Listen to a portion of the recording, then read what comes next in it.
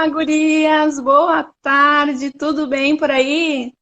Tudo Boa tarde. ótimo! Estávamos com alguns probleminhas técnicos, mas acho que agora foi tudo resolvido. Sim.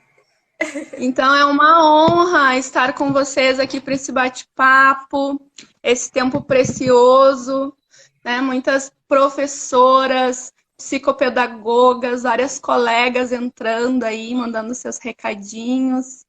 E falar Sim! desse tema tão legal que é a leitura, como desenvolver o hábito de leitura nas nossas crianças, como incentivar essa leitura nas casas, nas escolas, nessa geração tão digital, tão tecnológica, como que a gente consegue fazer esse jogo de cintura, né? Então hoje o nosso papo é esse. Essa semana nós estivemos comemorando, então, o Dia Nacional do Livro Infantil e o Dia do Livro, né?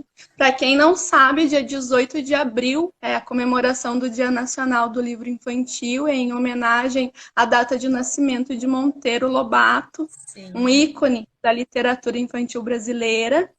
E quem de nós nunca leu Monteiro Lobato, né? Pais foram, não conheço nenhuma professora que não tenha se espelhado e contado alguma vez a história, algumas das histórias dele, Sim, né? com certeza! Marcou, influenciou muito a nossa geração, principalmente, e tem influenciado e vai influenciar muito mais.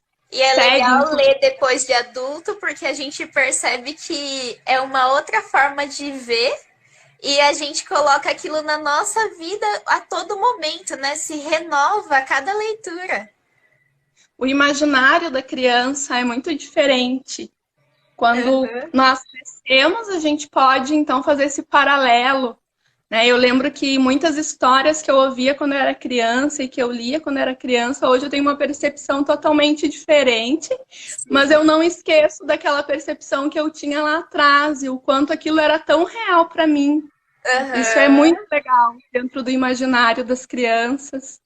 E hoje eu Sim. quero falar com vocês, então, para os nossos convidados, o pessoal está entrando, bastante gente participando aqui. Sim, O legal. pessoal, essas duas meninas lindas, acredito que vocês se apresentaram um pouquinho antes, é a Raíssa e a Amanda. Eu gostaria que vocês se apresentassem, falassem um pouquinho do que vocês fazem, como a literatura mudou a vida de vocês, o que que vocês têm feito por aí nessa cidade, o que é o Encontro Conto. Então, queremos ouvi-las. Nossa, quanta pergunta!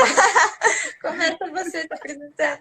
Bom, meu nome é Raíssa, eu tenho 26 anos. Eu sou da cidade de Cabreúva, aqui interior de São Paulo, mas trabalho na cidade de Itu. Sou pedagoga e também contadora de história há 5 anos. Então, há 5 anos atrás, eu falo que a literatura, a paixão a contação de história me escolheu. Acho que não foi eu que escolhi ela. Ela apareceu na minha vida, na nossa época de faculdade ainda. E foi uma paixão à primeira vista. Na nossa época do TCC, a gente estudava e pensava muito qual seria o tema do nosso TCC. E nossa orientadora sempre dizia que o tema tinha que ser alguma coisa que nos apaixonasse. Então, a gente tinha que se apaixonar pelo aquilo que a gente ia escrever. E daí, nós encontramos a contação de história, nos apaixonamos, escrevemos o nosso tema, né, do nosso TCC foi isso, a importância da contação de história no processo da Olha, alfabetização. E a partir daí começou essa grande jornada. Bom, eu sou a Amanda, eu sou pedagoga também, moro em Salto, mas sou professora pedagoga na prefeitura de Itu. E essa paixão surgiu desde a faculdade. A gente procurava um tema no TCC que englobasse alguma coisa que falasse de artes, porque nós duas amamos arte. Tanto artes visuais, artes manuais, qualquer tipo de arte é com a gente mesmo. E daí, para a gente conseguir abordar esses dois temas, a gente começou a procurar formas de conseguir fazer com que todos esses temas de arte conseguissem andar em conjunto. E foi na contação de histórias que a gente teve essa paixão, assim, à primeira vista. Foi um amor à primeira Amor à vista. primeira vista. Porque daí a gente conseguia englobar tudo que a gente mais amava. Então começou lá na faculdade essa paixão e realmente a contação de histórias nos escolheu. E lá na faculdade a gente começou a abordar o tema, começou a se apaixonar mais e começou a levar a contação de histórias para os nossos estágios. Então, assim, a gente tinha uma professora que falava assim para nós, olha, estagiária tem que sempre ter uma aula na manga. E a nossa aula na manga era sempre sobre histórias, sempre com contação de histórias. E foi assim que a gente foi levando. Aí, Quanto tempo vocês estão formadas? Nós estamos formadas há 5 anos. Nós formamos em 2015. 2015. Isso. E eram colegas da faculdade, se conheceram lá, então. Isso. A gente se conheceu no primeiro ano de faculdade e a gente participava, eu, no caso, participava de uma comunidade católica. E daí eu chamei a Raíssa para ir no nosso encontro e ela acabou indo e foi lá na igreja que a gente começou a se aproximar e levamos para a faculdade essa amizade. E na igreja vocês tinham algum projeto com contação de história ou não? Então, a princípio, a gente não tinha. Mas daí, conforme a gente foi estudando mais o tema, foi se apaixonando mais pelo tema, foi surgindo oportunidades de contar história na favela, mais na favela, né? Que foi a nossa contação de histórias, com a igreja. Depois, né, por iniciativa própria, a gente foi até eu não sei se tem aí na sua cidade, mas é uma creche de educação de fundamental. Eu não sei se tem aí. É uma creche de fundamental. As crianças vão para esse lugar no contraturno. Nós chamamos de estágio. É um serviço complementar. Isso. Os pais que trabalham, não tem como ficar com as crianças, elas saem, né, do ensino regular e vai no contraturno para essa creche de ensino fundamental. E daí, por iniciativa própria, a gente bateu de porta em porta e ofereceu se a gente poderia fazer essa experiência de contar a história, mas de ser, assim, apenas contadoras de histórias, entendeu? Como um serviço voluntário, um trabalho voluntário. Exatamente. Essa creche é mantida pelas irmãs de um convento aqui de Itu. Que legal. Nós viemos lá uma vez por semana. Nós temos mais coisas em comum do que pensávamos. Na verdade, eu iniciei a minha faculdade. Também eu entrei em 2006 na faculdade. E foi muito legal, porque primeiro eu participava de uma igreja, assim como vocês, né? Uma comunidade. E essa igreja tinha uma escola de educação infantil e ensino fundamental. E eu caí de paraquedas, eu digo assim, dentro da pedagogia, porque eu comecei a fazer contação de histórias dentro do Ministério Infantil dessa igreja. E aí as coisas começaram a tomar um volume maior. E a diretora da escola, na época, ela disse, mas tem algo diferente em ti, a maneira que tu conversa com as crianças, a maneira que tu faz essas contações, tu precisa estudar, precisa entrar na área, fazer cursos. E eles começaram, então, a apostar as fichas em mim para que eu pudesse aprender mais e a fazer cursos de qualificação na área. Após isso, eu ingressei na faculdade, então, e já, desde então, contando história para as crianças. E depois veio um projeto que nós intitulamos como Projeto Luz do Mundo, que foi um projeto também dessa igreja. Aqui a gente não chama de favela, a gente chama de vila, né? Comunidades carentes. E nós começamos a fazer uma contação de história, então, na Vila Santo André, que é uma comunidade bem carente aqui em Porto Alegre. Nós ficamos ali por alguns anos fazendo essas contações e foi muito legal, nós aprendemos muito. E nessa época, então, que eu conheci a Jéssica, né? Jéssica Batista Minho, que a minha colega não pode estar na live aqui conosco hoje, mas ela escreve os livros junto comigo. E então foi aí que nós começamos a se conhecer mais a partir desse movimento. E é muito legal, porque nós aprendemos muito, né, gurias? Eu sei que vocês devem ter muitas experiências a partir disso. E, bom, depois de tudo isso, se conheceram, viraram amigas. E como aconteceu o Encontro Conto? Ah, tá.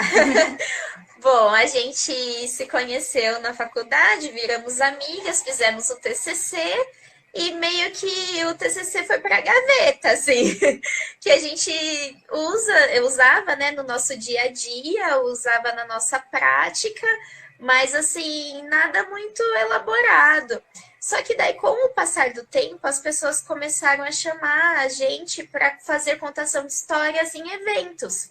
Então, a gente, até quando a gente saiu da faculdade, a gente foi trabalhar numa escola particular aqui de Salto. E daí lá tinha bastante evento, assim, com as crianças, acantonamento, né? Colônia de férias. Colônia de férias. E daí eles começaram a dar oportunidade para nós como contadoras de história, além de pedagogas lá. E aí a gente abraçou. E além do curso de pedagogia, vocês fizeram algum outro curso na área de contação de história? Se capacitaram?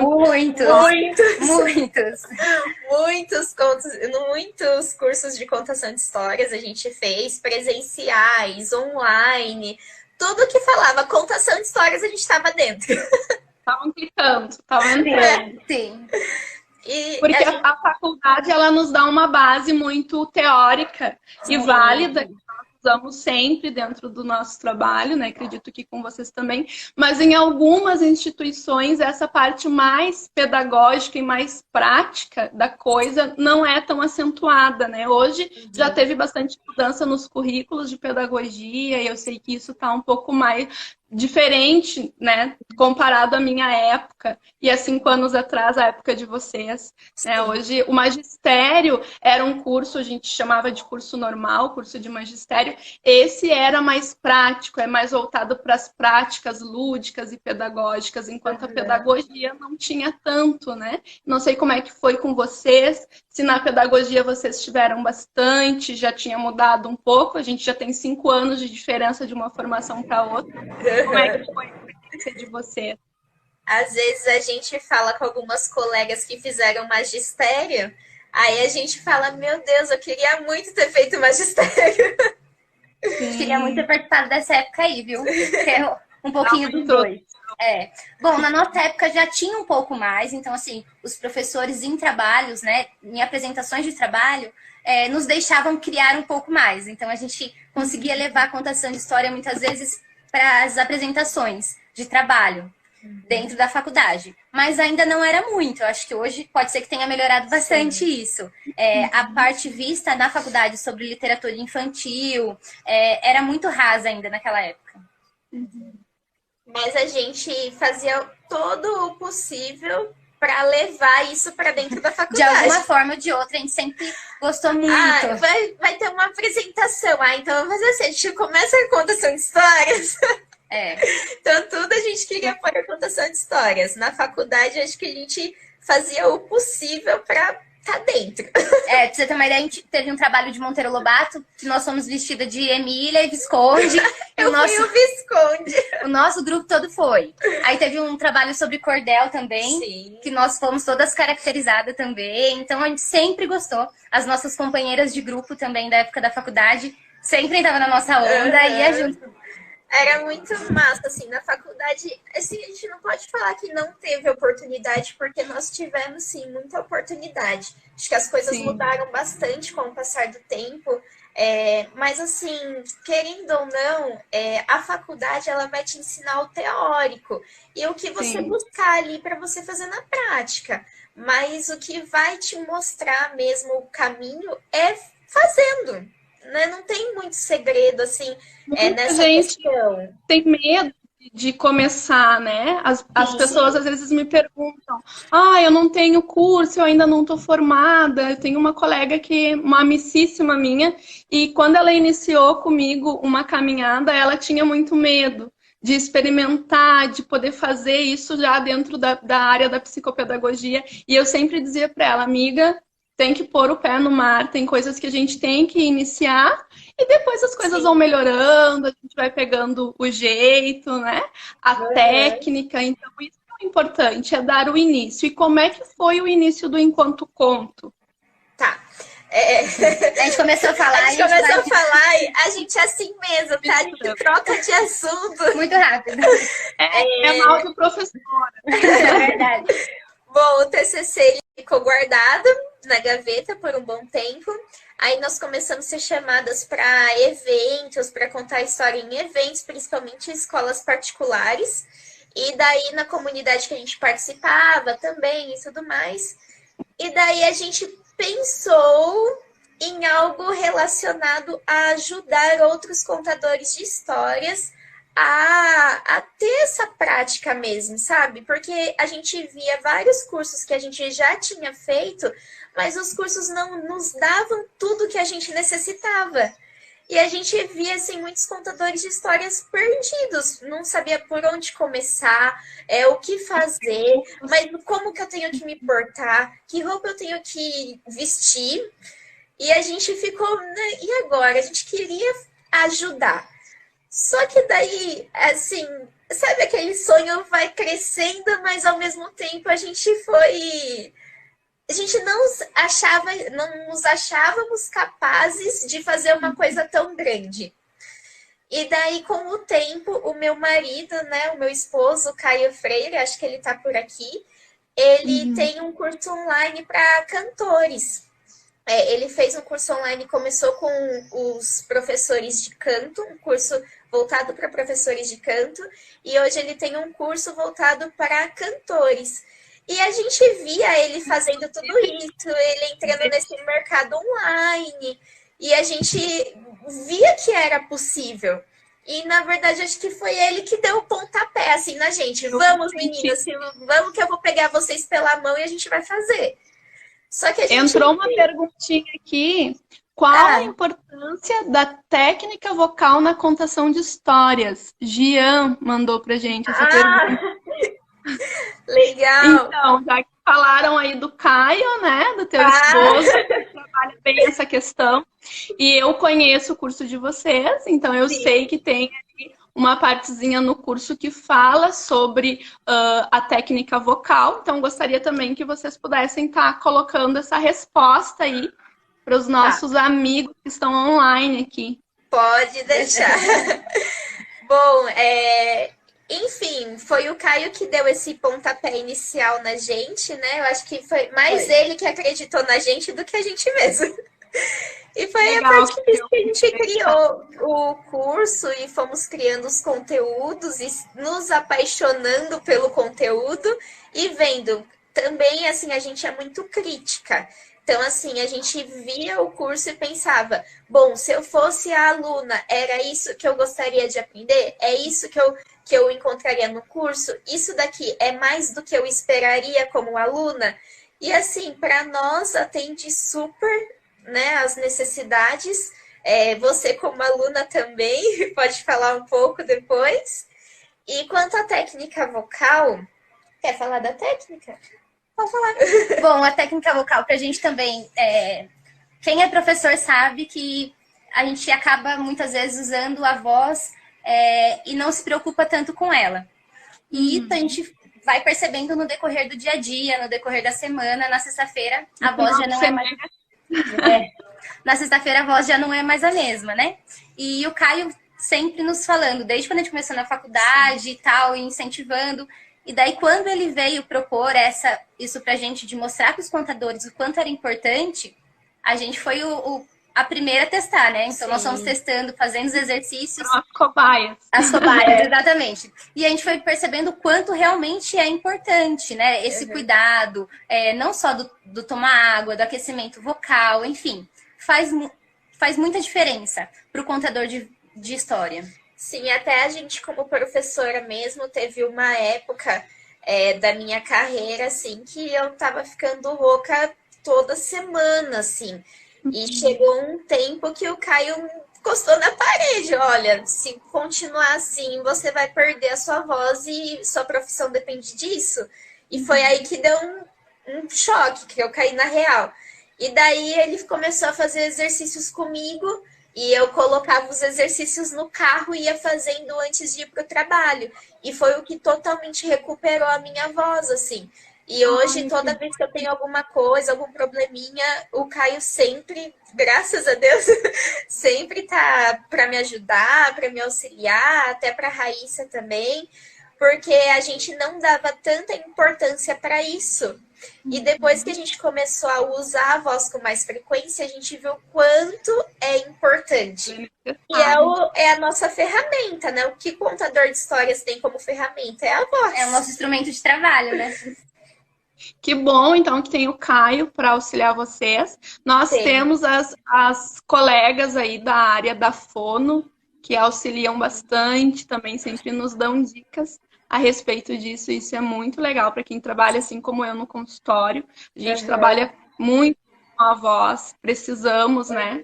Embora a gente faça muito o uso da escuta, nós também utilizamos muito da voz e precisa ser cuidado. Mas eu gostaria de saber de vocês, gurias, quanto tempo tem o Enquanto Conto? O Enquanto Conto, eu acho que o Caio vai saber falar melhor. Ele tá nos comentários, ele vai colocar. Mas faz mais ou menos uns 2 meses que a gente lançou. Mas que o curso está em andamento. Em sonho. Em sonho, já faz em uns 2 andamento, anos, já faz por volta de 2 anos. Como a Amanda disse anteriormente, como nós sempre participamos de outros cursos, enfim, a gente sempre pesquisava muito, a gente achava na internet muito conteúdo bacana. Só que eram técnicas muito soltas. Então, um lugar a gente achava uma coisa, outro lugar achava outra. E daí tinha que ficar sempre procurando várias coisas. E o que a gente quis com o Enquanto Conto? Trazer tudo no mesmo curso. Então, no curso você vai encontrar tanto a técnica vocal, quanto a preparação do contador de história, recursos, como se fazer recursos, como se portar, como trabalhar o imaginário. Então, aqui a gente quis trazer um pouquinho de tudo que a gente viu nesses 5 anos para dentro do nosso curso. Para a pessoa que for fazer o curso, encontre tudo lá. E até dificuldades que a gente teve ao longo desse tempo, a gente via, olha, a gente teve dificuldade, por exemplo, em como abordar as pessoas para poder mostrar o nosso material. Então, assim, a gente já colocou lá no curso o que a pessoa pode fazer para ela não passar pela mesma dificuldade que a gente passou. Então, a gente fez um facilitador para o contador de histórias que quer fazer isso mesmo, que quer ter isso como profissão também, além de ser professor, além de ser mamãe e tudo mais. E o curso, ele Eu deixo uma dica aqui para a segunda etapa desse curso, quem sabe. Por favor. Etapa é falar do poder que tem terapêutico em contar histórias, né? Qual é o poder que tem? Legal. Porque, na verdade, dentro do consultório, dentro da psicopedagogia, da psicologia, nós entendemos e conhecemos o valor terapêutico que há na contação de histórias para trabalharmos os traumas dessas crianças. Então, fica uma dica aí para alguma aula extra de vocês, porque isso realmente faz muita diferença enquanto professor.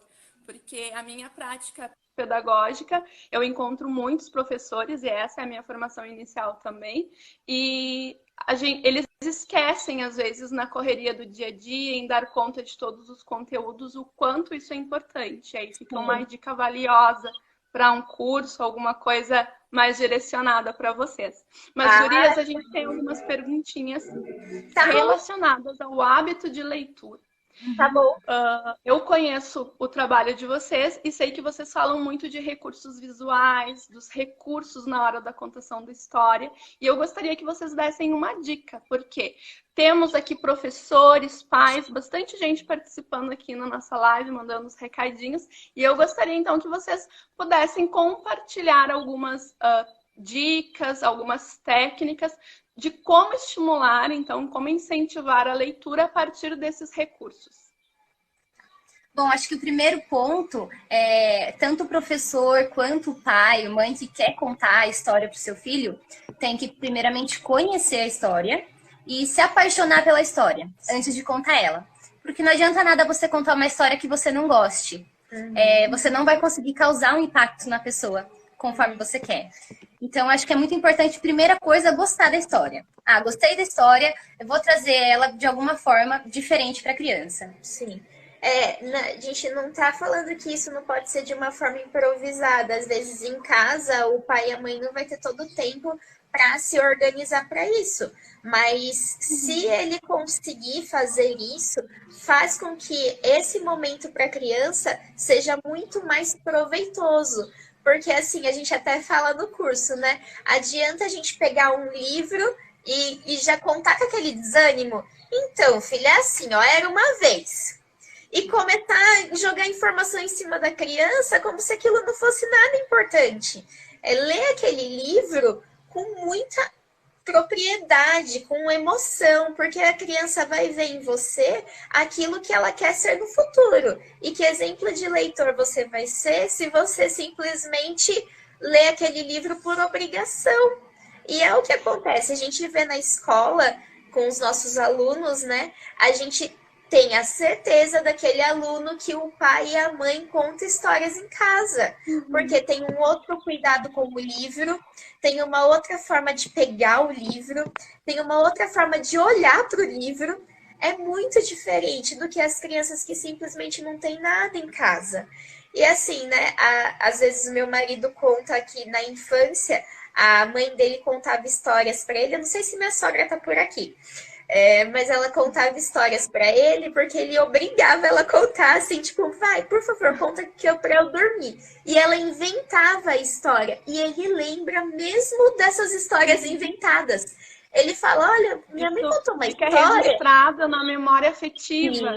Exatamente. E ele Eu estive numa entrevista há pouco tempo, num programa de um amigo nosso na rádio, e era isso também o tema, né? Quais as habilidades, de que forma a gente pode incentivar as crianças a leitura. E uma das coisas que eu falei foi exatamente isso, a memória afetiva que a gente registra nas crianças. Eu lembro de muitas histórias que a minha avó contava enquanto eu era pequena, e eu tenho certeza que muitas delas ela inventava ali na correria do dia a dia, e eu lembro até hoje de muitas delas, né? Então isso é muito importante. E como é que vocês traçam essa questão dentro da escola? De que maneira vocês lidam com aquelas professoras ou com as colegas, enfim, na questão do lúdico? Como é que vocês expõem isso para as crianças? A gente sabe que a realidade das crianças são muito diferentes uma das outras, embora estejam sempre na mesma sala, façam parte daquele mesmo grupo, mas como vocês acabaram de falar, a vivência delas em casa, a realidade de pais é diferente. Alguns estimulam mais, outros menos. Né? As pessoas perguntam, como que eu posso incentivar? Bom, a primeira pergunta que eu faço para os pais é, você lê?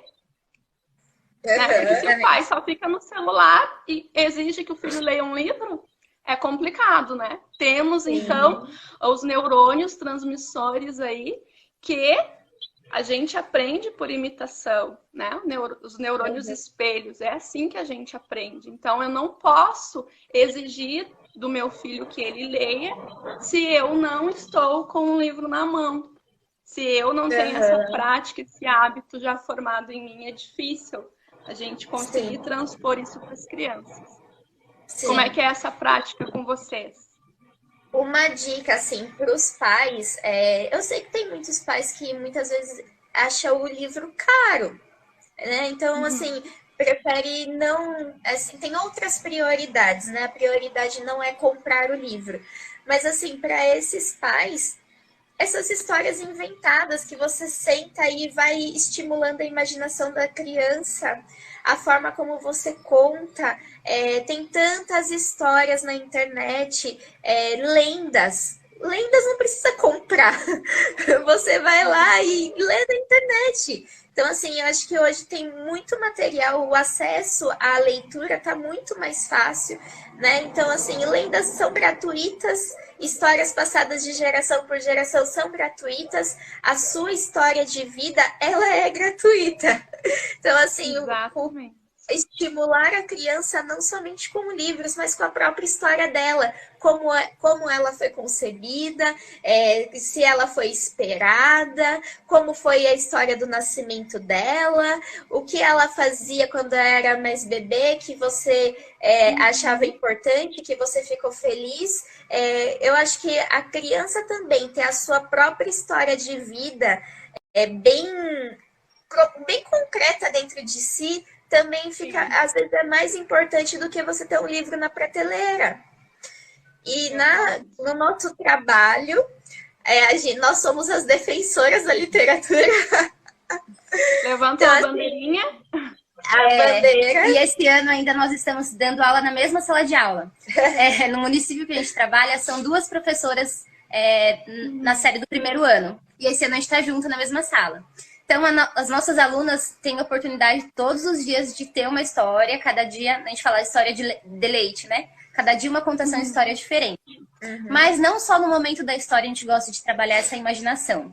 Então, no decorrer, né, do aprendizado, do conteúdo que a gente passa, a gente sempre procura estar levando eles para a imaginação. Independente de qual é o assunto. Tá na matemática, tá na história, tá em ciências. Puxa, imagina isso daqui. Isso é muito bacana. Tanto para os professores quanto para os pais. Essa dica de fazer sempre a criança imaginar. Esquecer, muitas vezes, não precisa do concreto. Não precisa ter um celular para mostrar para a criança alguma coisa. Faz ela imaginar. Trabalhar o imaginário. Exatamente. No arco-íris. Imagina quando você estava no ventre da mamãe. Ou quando a gente saía para brincar, sabe? Vai no chão, faz essa criança rolar, pular, imaginar mesmo. Acho que isso é muito importante. E a gente defende muito também no nosso curso os objetos não estruturados, que é da vez para a criança poder imaginar, né? Então, assim, pegar coisas que não tem, às vezes não tem a ver com o que você está falando, mas levar a criança com a fala a imaginar aquilo. E a gente defende a literatura principalmente no processo de alfabetização, que é onde essa criança vai ter a oportunidade de imaginar, de criar. Tudo vai ser mais fácil, para que ela não vire futuramente um analfabeto funcional, porque ela já vai ter a literatura ali com ela e ela vai poder imaginar, ela vai poder criar. E quantas crianças, mesmo os pequenininhos, né, têm dificuldade de imaginar. E a gente vê o quanto essa literatura faz falta. A criança não consegue imaginar que ela está em outro lugar. Para ela sempre está ali. Ela sempre está na casa dela, na sala de aula. Ela não consegue viajar para outro lugar a partir da imaginação. E o quanto isso é triste. Porque, na verdade, o que nós vemos é que, em muitos casos, a família espera apresentar esse mundo literário e incentivar a leitura quando essa criança ingressa na escola, no primeiro ano. E isso é um erro. Né? As pessoas sempre perguntam, Danise, qual que é a data, qual que é a idade para a gente estimular a leitura? Desde que tu soube que estava grávida. Tu sabe que está grávida, descobriu hoje, já compra um livro, já começa a contar a história desde o ventre e incentiva. Hoje nós temos diversos materiais, temos livros emborrachados para a hora do banho, livros diversificados para cada faixa etária. E isso é o legal, né? Que essas crianças tenham acesso a esse livro. Não adianta nada a gente ter um livro lá no fundo da estante, bem longe da mãozinha deles. Não, a gente precisa de livros no alcance deles e que sejam, bom, se é um bebê que ainda rasga, que não tem noção, a gente compra um livro com material de acordo, mas, né, com plástico, plastificado, enfim. Mas a gente precisa dar esse incentivo desde sempre. A família é a base. Eu sempre digo, a escola, nós vamos fazer o que na escola? Nós vamos dar continuidade àquilo que a família iniciou. Mas a família tem que iniciar, né, esse processo. Eu acho muito importante a gente lembrar que lá na primeira infância, quando a criança ainda é um bebê, tornar esse momento da história uma brincadeira. Então, quando ela for crescendo, ela vai ter as lembranças de brincadeiras, histórias. Então, assim, não precisa obrigar a criança a sentar para ouvir uma história, né? Deixar que seja um momento de brincadeira, um ambiente lúdico, sentar no chão, com almofadas, tecidos, é muito bacana. Eu trabalhei com um berçário, nossa, eles amavam. Então, Eles amam pendurar tecido, fazer então, assim, varal. puxa, um tecido pode se tornar um gato, um tecido xadrez, um gato xadrez, um tecido vermelho, um chapeuzinho vermelho. Eles amam isso, e o quanto Fazer isso é essa marcante criança pra eles. imaginar a partir daí. Exatamente. E isso pode ser feito desde lá da primeiríssima infância. E eu achei o máximo, né? Eu dei aula para os bebês também. E eu achava o máximo que eles gostavam de brincar de três porquinhos e o lobo mau, assim. Eu podia passar a manhã toda brincando com eles disso, que eles não se cansavam. E o quanto isso é importante. É de uma história que a gente contou, que virou uma brincadeira, que eles conseguiram se imaginar no lugar dos porquinhos, que também dá aquela sensação para a criança de o medo, a apreensão, mas a felicidade, porque eu quero que minha professora me ache. Então, assim, a criança tem que ter a oportunidade, através da literatura, a vivenciar essas diferentes emoções. Isso que a Amanda falou é muito bacana. Nós falamos sobre isso no nosso curso também. Um pouquinho sobre essa memória afetiva da criança. As histórias fazem com que as crianças consigam lidar com conflitos que elas ainda vão ter. Então, o medo, a insegurança, a alegria, a tristeza. Então, acho que semana passada a gente lançou a história da pequena vendedora de fósforos, que é uma história muito triste. Essa história, para mim, é muito significativa, porque minha mãe contava toda a véspera de Natal, quando eu era criança. E é uma história que... memórias afetivas aí. Exatamente. É uma história triste, mas é importante que a criança também saiba que não existe só felicidade, né? Sim. Que existem momentos Esse é o poder terapêutico que tem dentro das histórias. Que podemos trabalhar tanto esses sentimentos que as crianças vão acumulando e nem sempre elas conseguem falar desses sentimentos como um adulto nessa conversa. Na verdade, a criança precisa desse imaginário para ela poder expor o que ela está sentindo, as emoções, conseguir dar esse equilíbrio tão necessário. Sim, sim. E a pequena vendedora de fósforos para nós foi, né? A Raíssa, como disse, a mãe dela contava na infância para ela. Depois, mais tarde, eu não conhecia a história, né? Antes da faculdade. E na faculdade ela me apresentou e poxa, como é bom ver que, assim, eu não vivo esse mundinho aqui. Existem pessoas que sofrem, existem pessoas que precisam de ajuda. E, assim, através da contação de histórias, a gente conseguiu tocar muitos corações com essa história, assim, sabe? Muitas pessoas que até relataram para nós que depois tinha pessoas que lembravam de nós da faculdade, quando a gente contou essa história, que se emocionaram. E depois, quando a gente lançou o vídeo, a gente fez questão de ter ela registrada. A gente viu quantas pessoas, nossa, me emocionei, caiu um cisco. O meu marido editando. Né? Sim, o meu marido editando a história. Nossa, amor, puxa, às vezes a gente esquece que existem pessoas que sofrem, que existem pessoas que precisam de nós.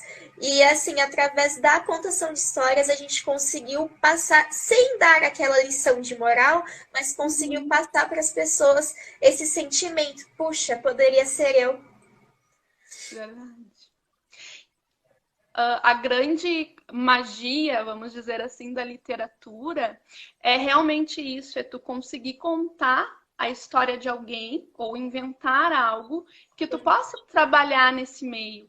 Na verdade, a Diversão em Letras, nós trabalhamos com histórias reais, como vocês conhecem a história do Vini e do Léo, que é esse livro. Para quem tá aí e ainda não conhece essa história, vale a pena, viu?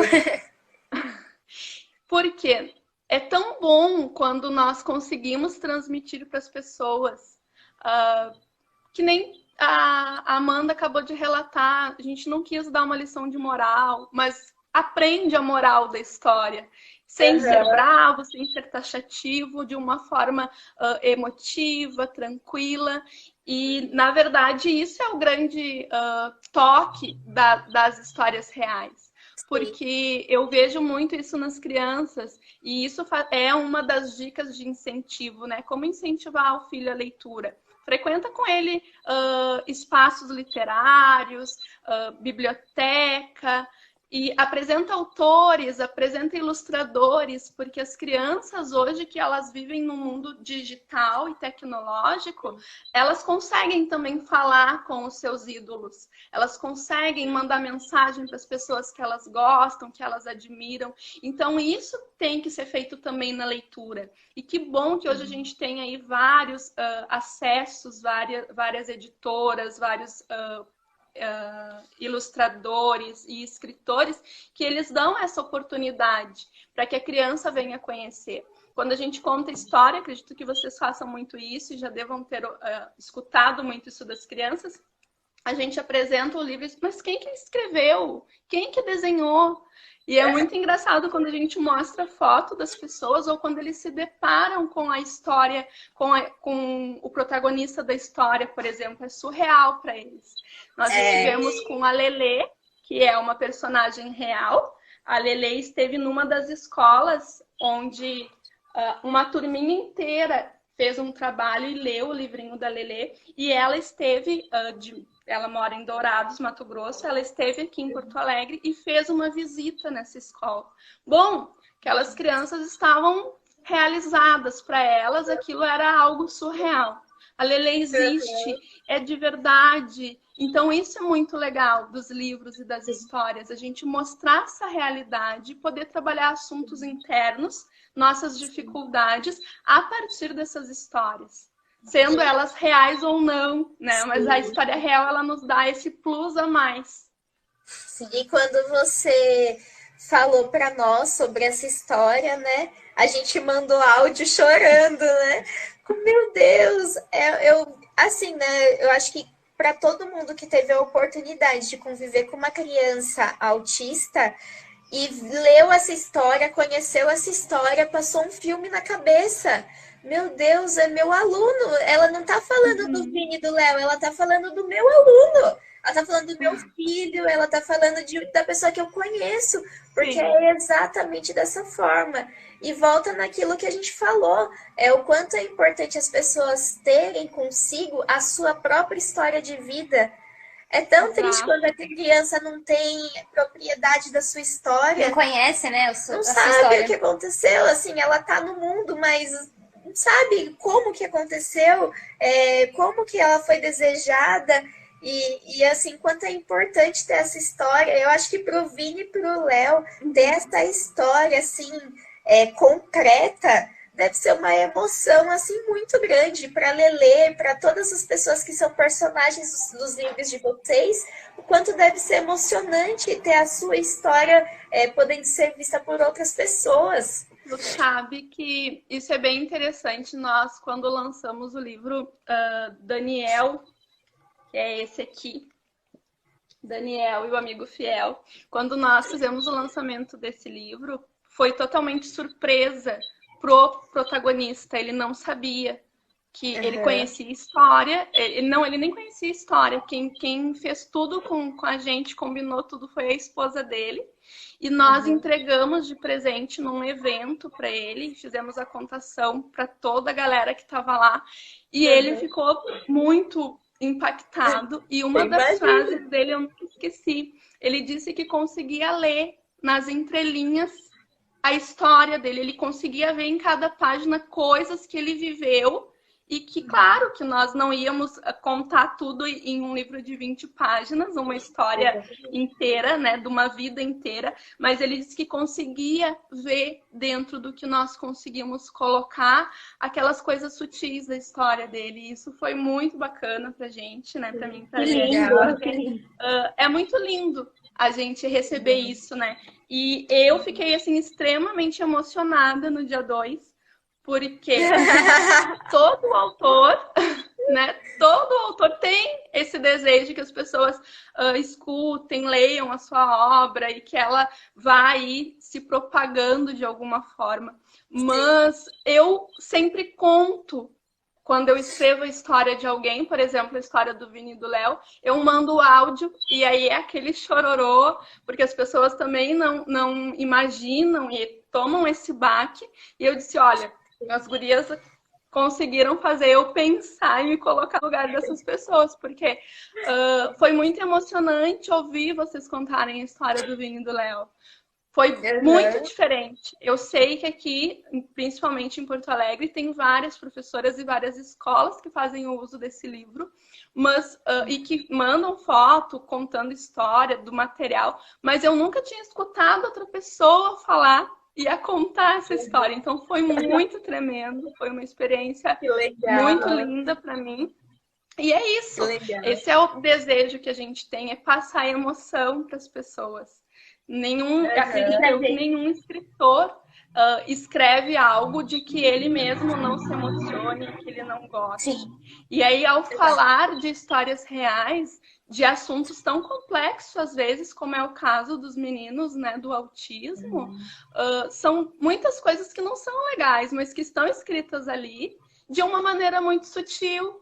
E a gente precisa falar disso.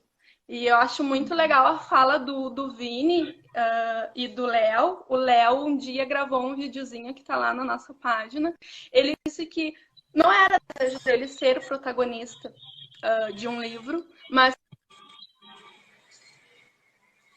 e essa realidade de o quanto isso ia beneficiar outras pessoas.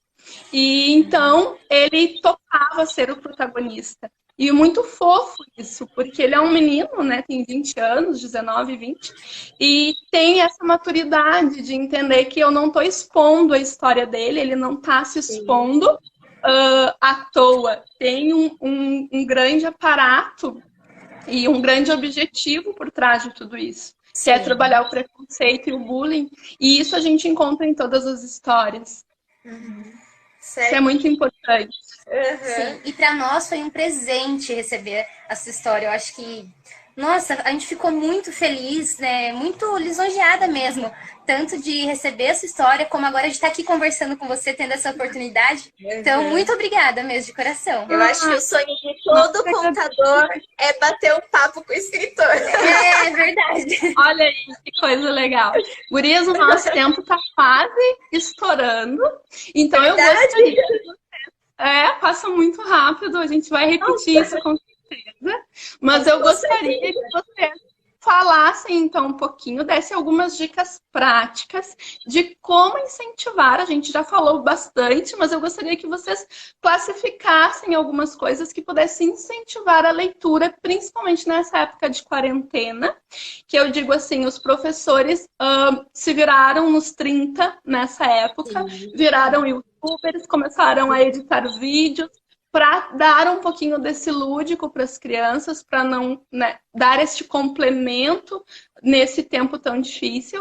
E que bom que a gente tem professores assim comprometidos e que realmente se reinventaram nesse tempo de coronavírus. Então eu gostaria que vocês dessem algumas dicas para os pais, para os professores, para quem está nos acompanhando, de como incentivar o hábito de leitura dessa garotada. Sim, eu acho que tudo tem um propósito, né? É muito ruim estar em quarentena hoje, mas acho que Deus é muito maravilhoso no sentido de permitir esses momentos das famílias estarem mais unidas. Sim. Então, acho que a gente possa mesmo aproveitar, né, quem está em casa, aproveitar suas famílias, professor que está longe dos seus alunos também, que seja um momento para a gente falar, puxa, o quanto é importante os meus alunos para mim e o quanto eu sou importante para eles. Para a gente também se valorizar. E o primeiro ponto, eu acho que, voltando naquele assunto de ser modelo de leitor, para o pai ou mãe que está em casa, ou até mesmo para o professor que vai fazer sua videoaula, conte para os seus alunos também, olha, esse livro que eu estou lendo agora. Mostre para eles em videoaula esse livro que eu estou lendo, o pai e a mãe mostre para eles. Prepare um cantinho na sua casa, né, para esse momento de leitura, um lugar aconchegante. Mostre também, igual a Tenise falou, as imagens. Hoje tem aí a tecnologia. Mostre a imagem do autor do livro que você está lendo. Mostre outros livros desse mesmo autor. Eu acho que isso é muito bacana. Sim, o principal é que essa criança tenha acesso aos livros ali, né? Sempre à mão, tem acesso, que esse livro não fique guardado no fundo da gaveta, que não fique numa prateleira alta, porque vai estragar, porque a partir do momento que a criança tem a oportunidade de estar com esses livros, ela vai sim aprender a cuidar também. Então, assim, pais, não fiquem chateados se um livro sair rasgado, porque ela vai aprender com essa experiência para que ela cuide mais dos livros, né? Mas ter a biblioteca ali sempre à mão. Eu teve uma escola que eu trabalhei, a coordenadora excelente. Ela pedia para os pais, juntamente com as crianças, fazerem o cantinho da leitura e mandar as fotos para a escola. E daí ela mostrava essas fotos em sala de aula para as crianças. E daí a criança via, é minha casa, é lá que é meu cantinho. E falava para os colegas e explicavam como que o pai fez, como que o pai ajudou a organizar aquele canto. Ou tinha criança que falava, tia, o meu cantinho é dentro. Sim, o meu cantinho é dentro do meu guarda-roupa, tia. Eu abro o guarda-roupa e meu livro tá lá. Então, assim, a criança tem a oportunidade e o pai deixar claro, olha, essa daqui é a sua biblioteca, esse daqui é o seu espaço, para a criança pegar isso para si também. E os pais que não tiverem acesso a livros, gente, pelo amor de Deus, conte as histórias dessas crianças, contem as suas próprias histórias. Exatamente. Exatamente. Assim, a criança que tem aquela autonomia para contar a sua própria história é a coisa mais linda. Verdade. Gurias, então, nosso tempo chegou ao fim. Quero agradecer de coração a oportunidade de vocês, a participação de vocês aqui conosco. Tenho certeza que a galera gostou, um monte de gente participando. Quero mandar um beijão aqui para todo mundo. Tem muitas alunas de vocês aqui participando. Que alegria! Tem um monte de gente. Se alguém que está aqui e não nos conhece e quer nos conhecer mais, nos sigam também no Instagram, no Enquanto Conta _, e venha conhecer o nosso curso também, ver se faz sentido para você, contador de histórias, também viver essa experiência. A gente fez de tudo para ser uma facilitadora dos contadores de história, porque a gente quer que essa arte cresça cada vez mais. Verdade. E vocês que estão me assistindo aqui, que também não me conhecem, não conhecem o nosso trabalho, deixa seu like aí no Diversão em Letras, segue, acompanhe as novidades. Na verdade, a gente gostaria de escrever histórias sobre muitas coisas. Então, a gente abriu aí uma perguntinha para a galera. Que histórias vocês gostariam de escutar? O que vocês acham que está faltando nesse mundo literário? Olha, eu não conheço histórias sobre tal tema. Manda pra gente, vamos elaborar umas histórias bem legais. Gurias, obrigada por essa live. Obrigada por vocês, aprendi muito, foi muito legal. E essa é a primeira de muitas, tá? Um beijão pra vocês. Um beijo. Tarde. Obrigada por tudo. Tchau. Tchau, galera.